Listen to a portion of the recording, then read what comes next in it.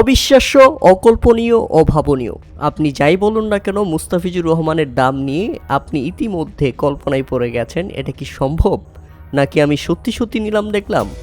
কেননা মুস্তাফিজুর রহমানকে নিয়ে রীতিমতো কাড়াকাড়ি লেগে গেছে আইপিএলের ফ্র্যাঞ্চাইজিদের মধ্যে।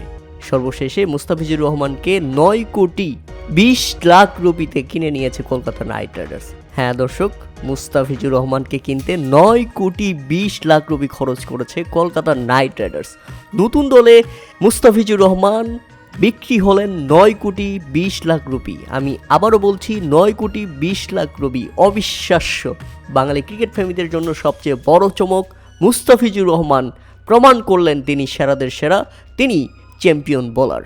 মুস্তাফিজুরের নাম উঠতেই প্রথমেই বিট করে দিল্লি ক্যাপিটালস, তবে দিল্লি ক্যাপিটালসের সঙ্গে দারুণ পাল্লা দিয়ে চলে চেন্নাই সুপার কিংস।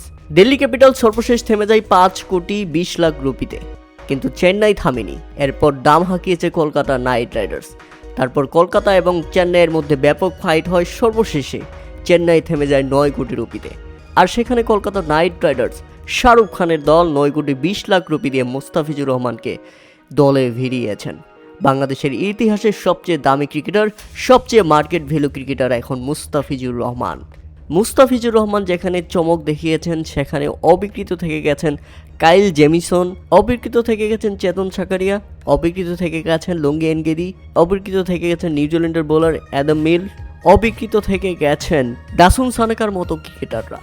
নতুন ঠিকানায় মুস্তাফিজুর রহমান। প্রিয় দর্শক, এবার মুস্তাফিজুর রহমান নিজের অরিজিনাল দামটা পেয়েছে বলে মনে হয়েছে। এ ব্যাপারে আপনাদের মতামত অবশ্যই আমাদের কমেন্ট করে জানাবেন।